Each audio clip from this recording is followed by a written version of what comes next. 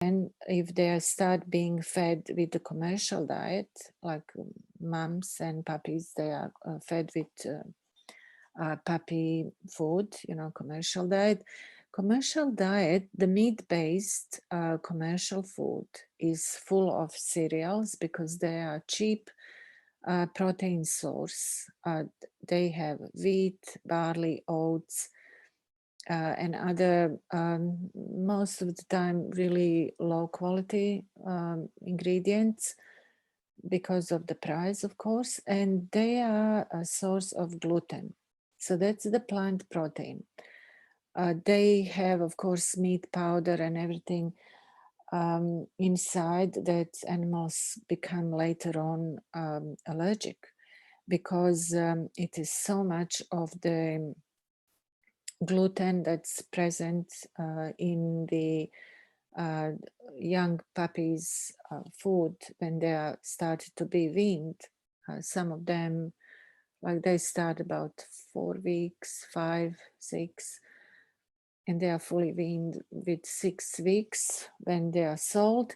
Another reason is because moms, like normally in the nature, they would eat anything, like including meat, and then it will break in the stomach into a smaller molecules, peptides.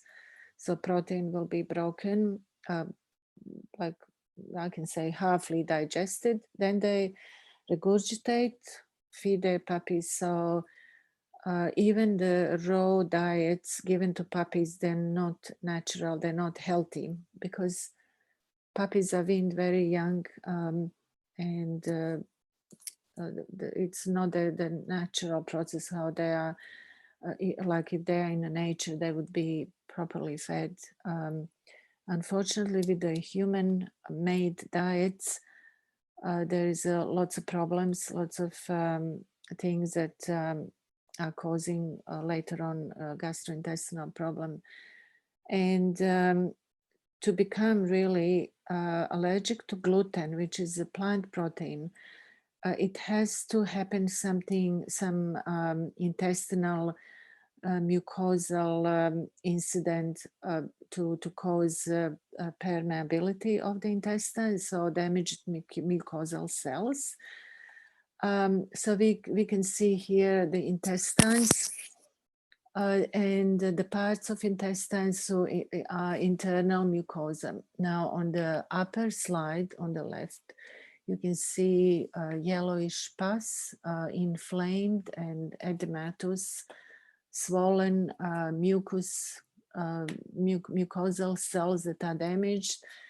And then the next layer above them is muscular layers, smooth muscles. And then we have serosa, this shiny whitish layer that's on outside, and also some blood vessels, veins and arteries that are there, which is the way how the ingredients, food ingredients are absorbed.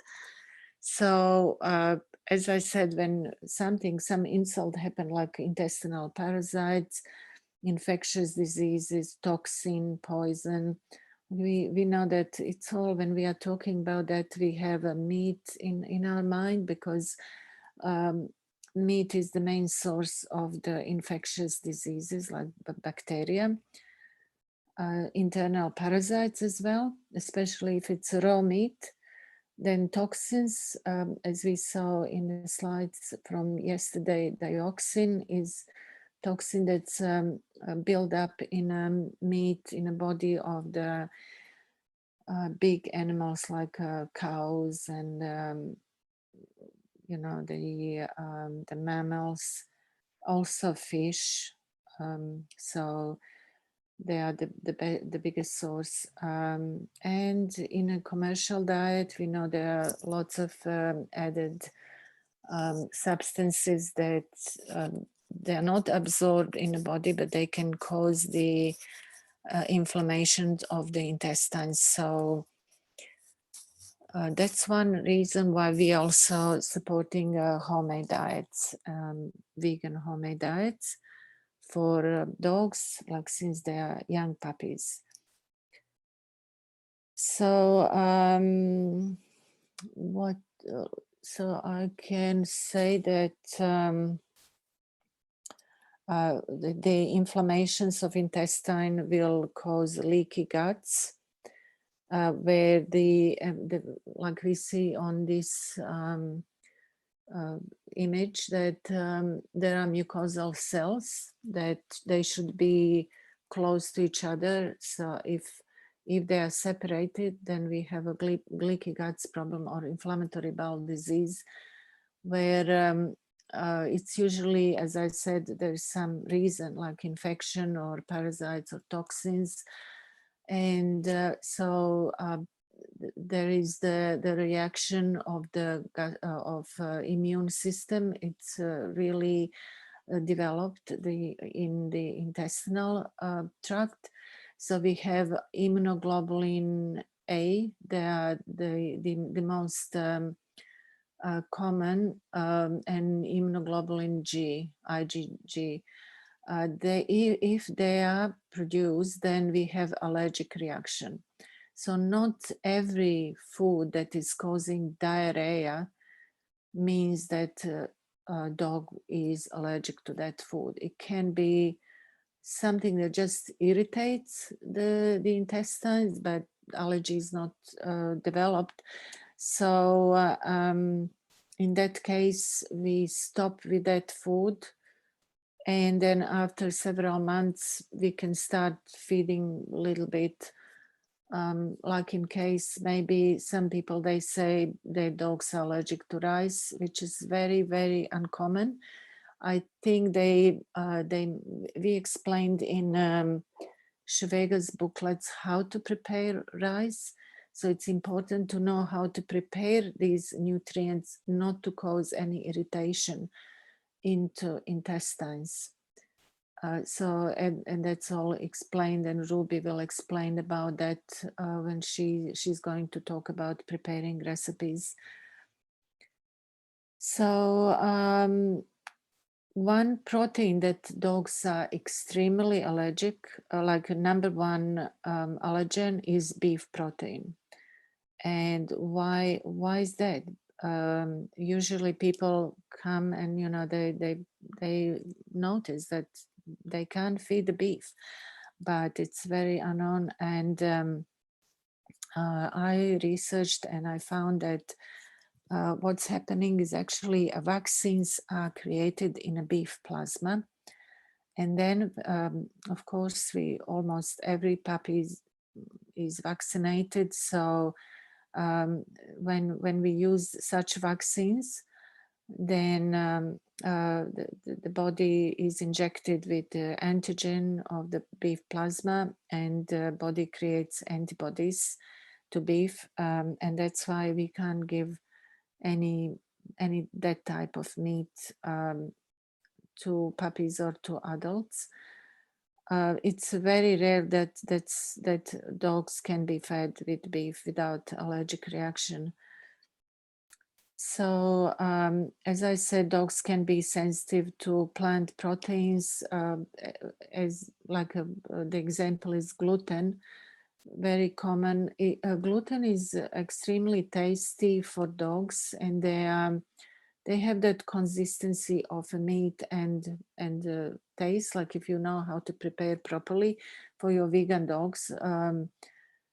And it is really important, that the dogs don't develop any allergies.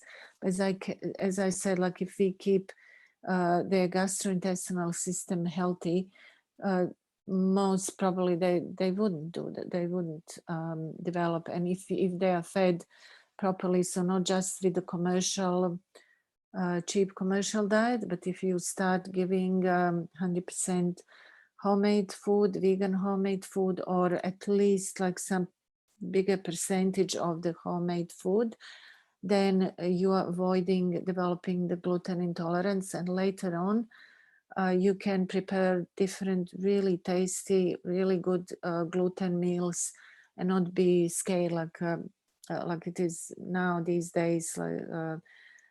People are really, avoiding gluten even for themselves.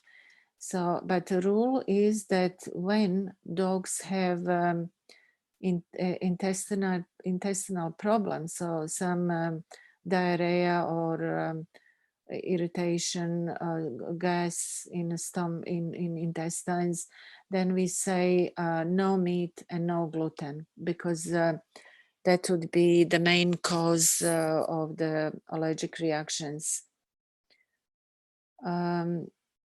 Okay, so fats and carbohydrates, they can cause allergic reaction, as I said before. And now, how do we help those damaged intestines? And what is the best protein of choice? So you see here how the normal mucosal cells are close to each other and nothing can pass through in a blood system.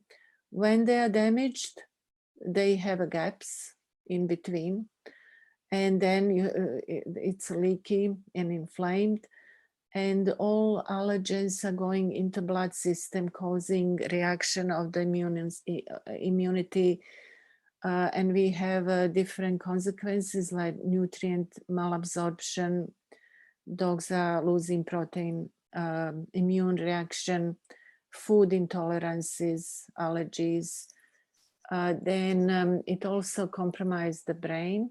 Lots of dogs are presented with seizure, convulsions, shaking, and we have systemic inflammation, which means that these allergens, they are passed into different systems like joints, in the skin, ears. Usually when dogs are allergic to some food, they have problems with ears, redness, itchiness, infection, then secondary inflammation, infections. And also we don't have a good coat in dogs, not good solid skin, because coat is mainly made out of protein, and here we have a leakage of protein in a bloodstream. Okay, so why it's all happening? As I said before, young puppies are developing oral intolerance to different food, because, as I said, they are not properly fed and they are early weaned.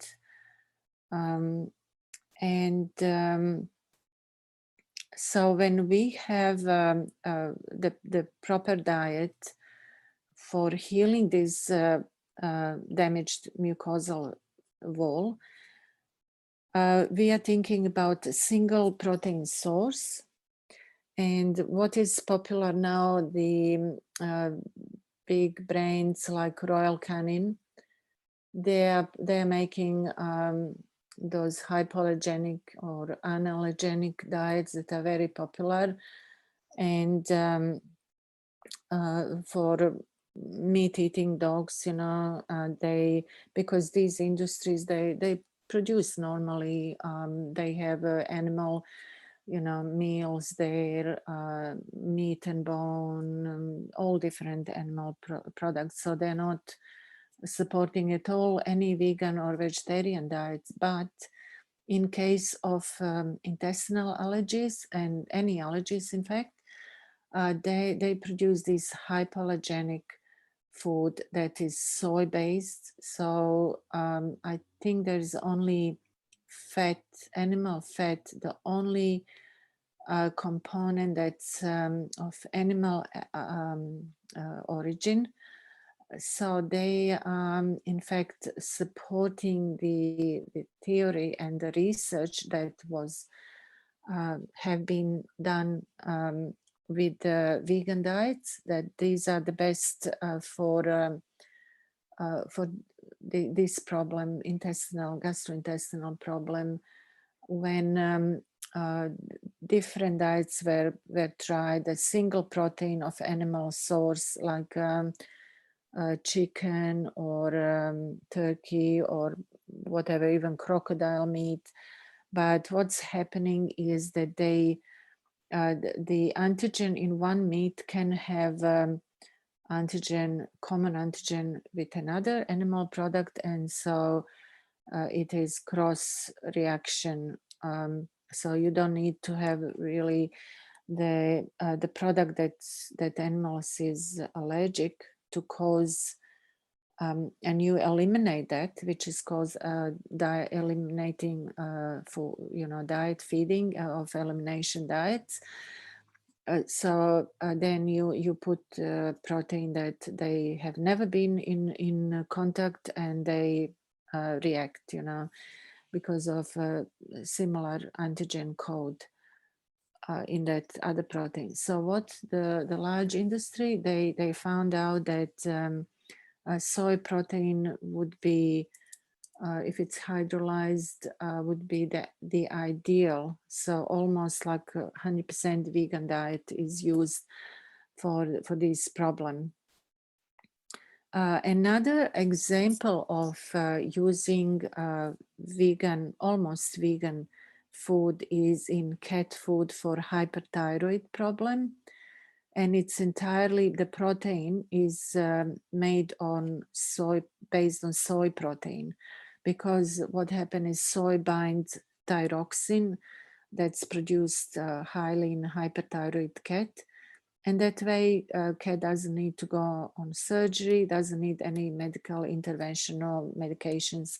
So that's what in Hills we have, and it's almost like vegan food. So we can see that vegan foods, some people, they, as Meg said, they say it's barbaric, it's cruelty to your own dogs.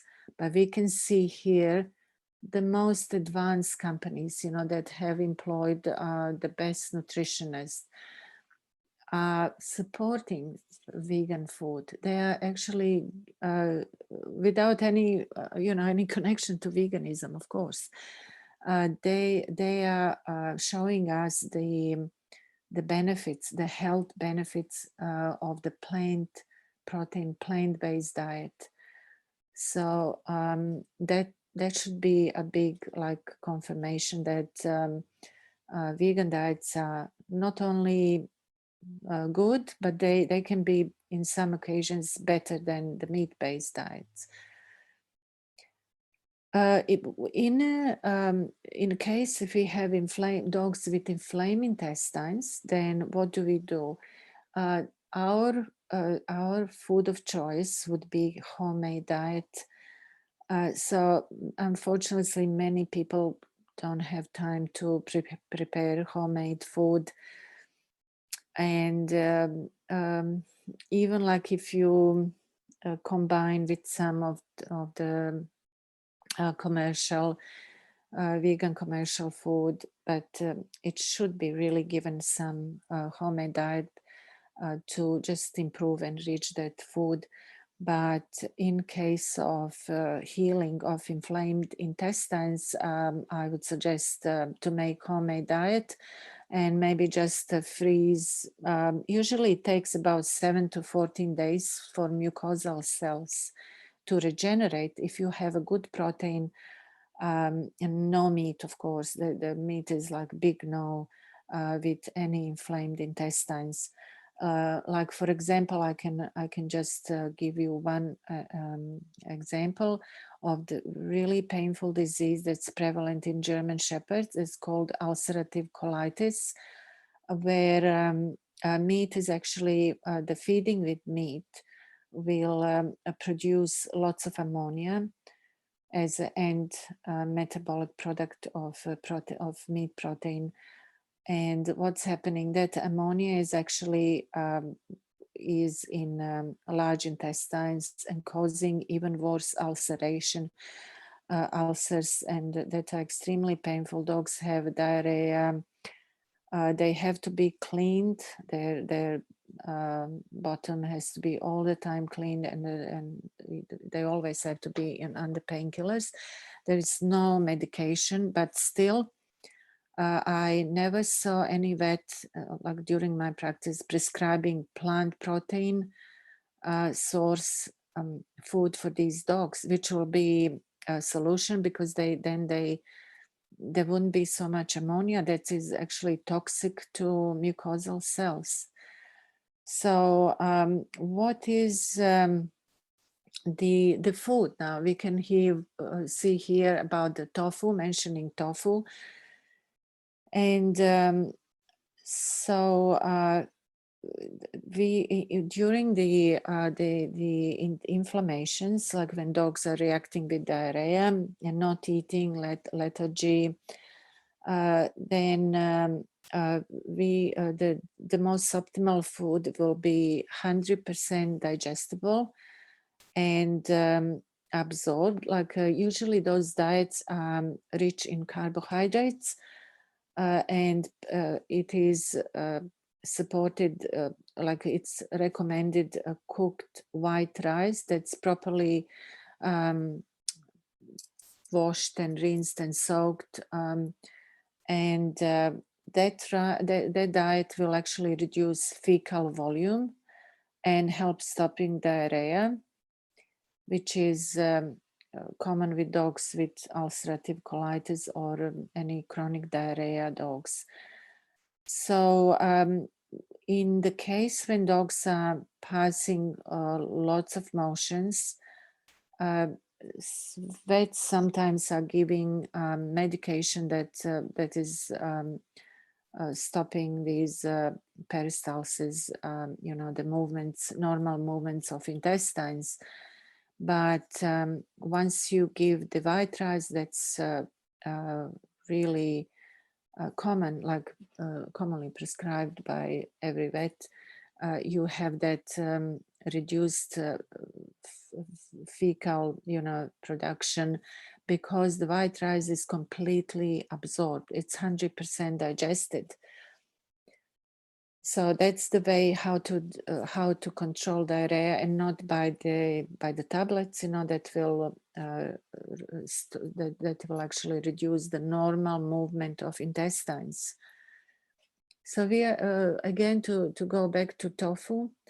Why is tofu so important? Like the optimal protein recommended by researchers in dog nutrition. So nothing to do with veganism. They don't support that, but they are giving like tofu as an example of the most important. And tofu is, and that's because tofu is rich in polyamides, and these substances will actually promote mucosal cells regeneration, because what's happening when anything like infection or toxin parasites starts damaging the mucosal cell, causing leaking guts. Mucosal cells are fastly reproduced cells in the body. So they take about 7 days to be, like if you don't feed meat, you don't feed gluten, you feed tofu, the tofu polyamines are actually helping these cells 2 to 3 times faster to regenerate compared when they're not given. So we are choosing highly digestible food, and that's because if any residues are left in the intestines, they're irritating the intestines. So in this case, like when it's acute diarrhea, you don't give much fiber, because the fiber and non-digestible fiber can actually become worse, can cause worse thing. And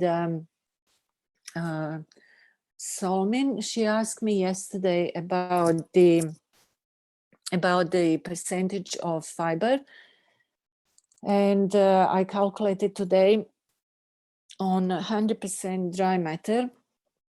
It is about 7 to 18% of fiber, which will be good, which is a double amount than in normal situation. So for diabetic dogs, yeah, a combination of soluble and insoluble fiber. So soluble fiber would be pectin, for example, from the apples, gums, and non-insoluble would be cellulose. So they can't digest that. So But of course, when intestines are functioning normal, when they are not, inflamed. So, so that would be about maybe around, if you go for 24-kilo dog, it would be about 20 to 30% of fiber, which is like double the normal one. And yeah, they're good because they're slowing glucose absorption, so it's slowly absorbed, and so animals don't need so much insulin in that, with this adding the fluids. Now, we know that lots of people are talking about carbohydrates these days, and because of the fact that glucose is actually feeding the neoplastic cells, but nobody is actually mentioning what I said yesterday, the heme iron, which is found in meat. We know that also as many glucose receptors are in cancer cells, they have also numerous receptors for the iron that is from meat. So, so they are in the same way feeding, like glucose is feeding the cancer cells, meat is feeding them as well. So that is one way why people shouldn't be really worried about carbohydrates. Carbohydrates, protein, and fat, the sources of energy. So we must have, they have to be in balance. If we decrease one, we have to increase the other two. And so I would say the balancing, that's the most important. We say that we see that some people, they say, oh look, vegan dog food, it's so high in carbohydrates because you just feed with the plants. Plants are carbohydrates, but they're not mentioning the commercial food industry, meat-based dog food industry, that uses 70% of carbohydrates. So these diets have more percentage of carbohydrates than when we in Shevega like make the diet for vegan dogs that have only maybe around 40% of carbohydrates. So there's lots of secrets, lots of unknown about other types of food, because everybody is now like lots of people, there are people who support vegan food for dogs, but most of the vets and even vegan owners, vegans, who have dogs are against that because they don't know much about nutrition. They're not aware what's happening with the meat-based food, that like the canned food, the dry food. They are full of really low quality cereals. Their protein is used, so plant protein is used. And you can see that by the on the bag, they have lots of amino acids added, which, like, if it's a meat protein, why would you add amino acids? So they have more carbohydrates than vegan food, mainly homemade or commercial. What is happening with this meat-based commercial food is there are very low digestibility carbohydrates compared to carbohydrates that you cook at home, which you can see in Shevega booklets. You will have for every body weight dogs, puppies, even pregnant and lactating dogs, you will have the balanced diet plan with highly digestible carbohydrates that are not going to cause irritability or sensitivity of gastrointestinal tract. compared to the low price plant proteins like grains that are used in commercial diet in huge amounts. So that's why dogs become later on sensitive or allergic even to gluten. And plus they have really poor quality meat. So once we have dog with intestinal problems like diarrhea, the main rule is to give good source of protein that will help regeneration of mucosal cell. Like here I'm showing tofu. The carbohydrate source that's extremely like 100% digestible, which would be white rice. Some people like pumpkin to get, in pumpkin is also good, but it will have some residues in intestines. So the ideal will be tofu and rice. And it must be low fat diet because what's happening with high fat, when dog with inflamed intestines ingest high fat diet or fatty diet, doesn't need to be high fat, it can be just normal fat, then bile is produced. Bile enters the colon, so from the liver going into colon or gallbladder, and then it's damaging mucosal cells. So these are two major poisons or toxins. Would be ammonia, that is the end product of protein metabolism, and then we have bile, that is produced or expressed into intestines, small intestine, then going into colon. That they're both like in like reaction to ingestion of fat diet, fat food, and they're damaging mucosal cells really badly.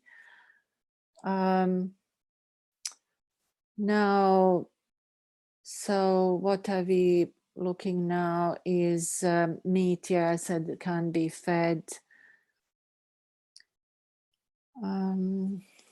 Okay, so we will now see what's happening with highly meat, with ingestion of meat diets that are like very common now. Like people think if dogs don't eat meat, then they're starved, they're tortured, and everything like that.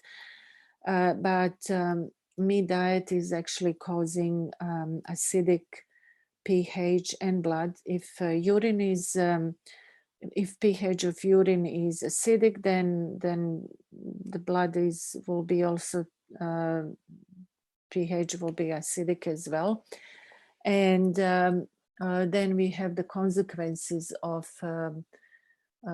acidosis. Like there are different reasons. It can be from diarrhea, from any type of losing of bicarbonates or alkalizing ingredients in body. So when dog has diarrhea, they're losing bicarbonates, and automatically the pH of the body, of the blood and everything is, because there's no alkaline substances, that it's going into acidic.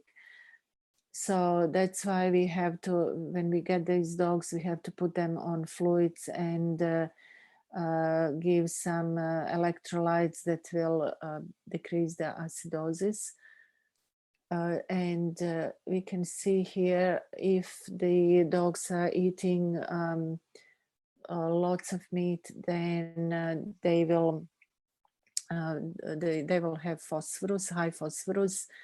That will affect liver, because the liver is the organ that's deaminating the amino acids and so the protein, and that will cause like lots of ammonia as well. But liver will be overworked, as well as kidneys, because kidneys has to get rid of high phosphorus, And when phosphorus is kept in a blood, because of inability of kidneys to get rid of all phosphorus, then we have pulling out the calcium out of bones and causing of osteoarthritis. And it's not good for kidneys, not good for liver function. And then all these toxins are traveling to brain and every other organs, like causing joint problems, stiffness, and all different things that we don't need. So we have to be very careful what is the what is to have a balanced diet for dogs. That's why we like for renal patients, for dogs with kidney problems, some therapeutic renal food have ingredients that will alkalize the urine and blood, which will minimize dietary acid load. And these foods, I would suggest, like I have lots of clients with dogs that have some kidney problems, and the vegan diets are again the best choice for these dogs. Vegans, or if they want vegetarian, but meat is here really restricted, because with the kidney diets you must have lower protein and lower phosphorus and lower sodium. So that's all what is really the plant diets, what plants don't have, like too much methionine, which are the sulfur containing amino acid, which are acidifying. So that is one of the role of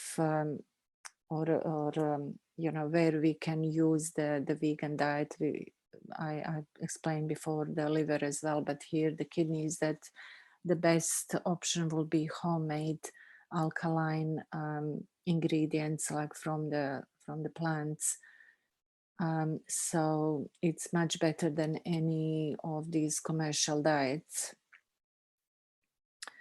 So now we can pass, we can go, okay, yeah, I explained a lot about high meat diets, like lots of phosphorus, produce ammonia.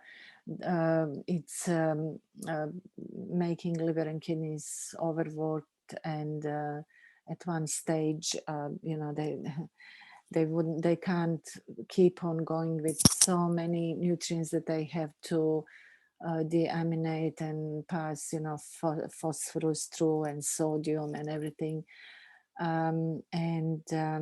So we know that really this what people are now having dogs on a high meat diet, it's not really good. And it's wrong, the idea about that. Great, Now, Lena. I'm just yes. thinking, would this be a good point to sort of open up to questions and answers, and then have a that'd be short good. break, and then yeah, we'll be ready to go into supplementing. exactly. Yeah, perfect. Yeah. So really to open up to questions now.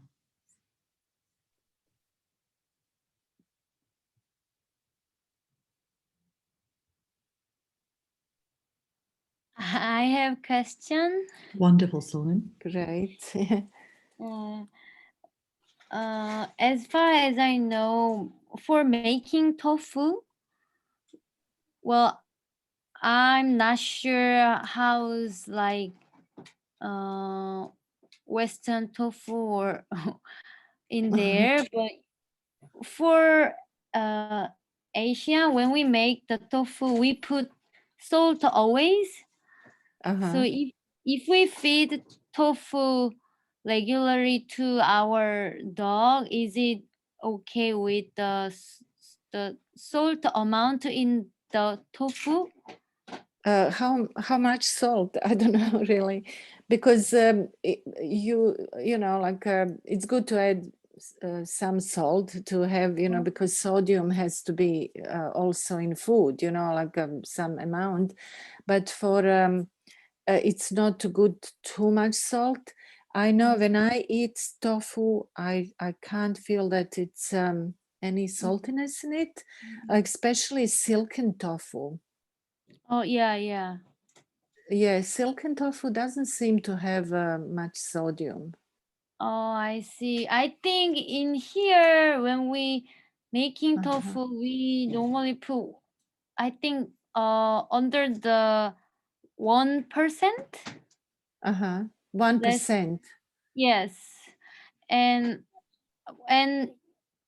what I heard, well, I'm not sure, but I didn't know that sodium is also okay to feed dog. So you mean sodium also necessary, Yeah, essential? it is a yeah. But if dogs have the renal problems, like kidney problems, I wouldn't suggest to add any extra. Well, you know, like of course they will be, if they're eating vegan food, there's not much sodium inside in a vegan food.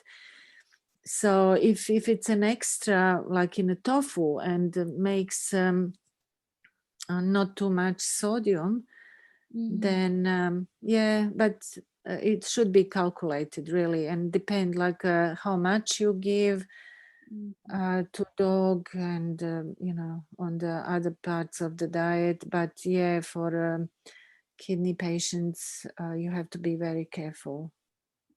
Okay, I should check them before I feed. Yeah, definitely.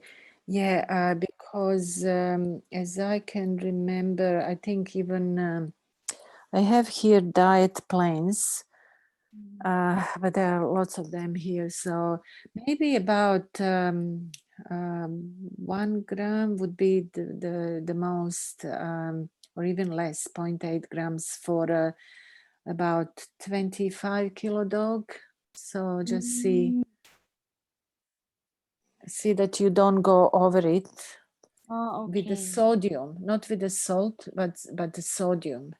Oh, I see. Sodium, not the Yeah, salt. because salt is sodium chloride. So you have to see just sodium, how much it is. Okay, thank you for the answer. Yeah, no worries. And if you have anything specific, you know, you can always go on info@Shevega, send us the question, and then I'll go over my books and to be 100% sure what I'm telling you, you know. Thank you very much. I will send email. That's okay. That's okay. Wonderful. Any more questions? Michelle, I know that you weren't unfortunately able to come yesterday, so you've only got sort of half of the sort of picture, but anything that's come up for you, please do share. Thank you. No, I'm fine so far. Thank you so much. Lovely. And then Meg? Yeah, I'm good at the moment too. Nothing for me yet. Lovely. Okay, so it's in the UK, it's 9:37. So I'm just thinking, should we take a sort of 15-minute break and say come back at say 5:02 in about literally 15 minutes, 5:02, and then we will start working on supplementing. Okay, see you then. Lovely. And what I suggest is just keep the Zoom